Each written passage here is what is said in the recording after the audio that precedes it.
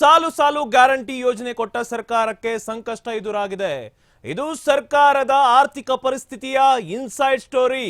ಆದಾಯ ಖೋತಾದಿಂದ ಕಂಗಾಲಾಗಿದ್ದಾರೆ ಸಿಎಂ ಸಿದ್ದರಾಮಯ್ಯನವರು.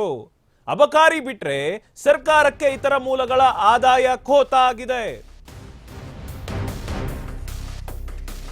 ಎಸ್, ಸಾಲು ಸಾಲು ಗ್ಯಾರಂಟಿ ಯೋಜನೆ ಕೊಟ್ಟ ಸರ್ಕಾರಕ್ಕೆ ಸಂಕಷ್ಟ ಎದುರಾಗಿದೆ.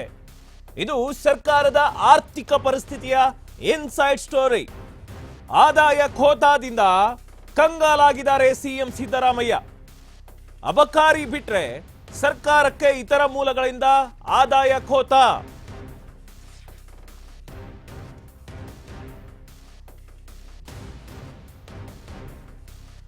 ಎಸ್, ಸಾಲು ಸಾಲು ಗ್ಯಾರಂಟಿ ಯೋಜನೆಯನ್ನ ಕೊಟ್ಟಿದೆ ಸರ್ಕಾರ. ಆದರೆ ಸರ್ಕಾರದ ಆರ್ಥಿಕ ಪರಿಸ್ಥಿತಿಗೆ ಖೋತ ಆಗುತ್ತೆ. ಪ್ರಸಕ್ತವಾಗಿ 2025-26ನೇ ಆರ್ಥಿಕ ವರ್ಷಕ್ಕೆ ದಾಖಲೆಯ 4.09 ಲಕ್ಷ ಕೋಟಿ ರೂಪಾಯಿ ಮೊತ್ತದ ಬಜೆಟ್ ಮಂಡನೆಯಾಗಿದ್ರೂ ಕೂಡ ಸರ್ಕಾರದ ಸ್ವಂತ ತೆರಿಗೆ ಮೂಲಗಳಿಂದ ವಾರ್ಷಿಕ ಗುರಿಯಷ್ಟು ಆದಾಯ ಸಂಗ್ರಹವಾಗುವುದು ಕಷ್ಟವಾಗಿದೆ. ಇನ್ನು ಗುರಿಯನ್ನ ತಲುಪಲು ಮಾರ್ಚ್ ಅಂತ್ಯದೊಳಗೆ 48,306 ಕೋಟಿ ರು ಸಂಗ್ರಹವಾಗಬೇಕಿದ್ದು, ಅಬಕಾರಿ ಇಲಾಖೆಯನ್ನ ಹೊರತುಪಡಿಸಿ ಉಳಿದ 3 ಮೂಲಗಳಿಂದ ವಾರ್ಷಿಕ ಗುರಿ ಸಾಧನೆ ಅನುಮಾನವೆನಿಸಿದೆ. ಎಸ್, ಸಾಲು ಸಾಲು ಗ್ಯಾರಂಟಿಯನ್ನ ಯೋಜನೆಯನ್ನ ಕೊಟ್ಟಿದೆ ಸರ್ಕಾರ.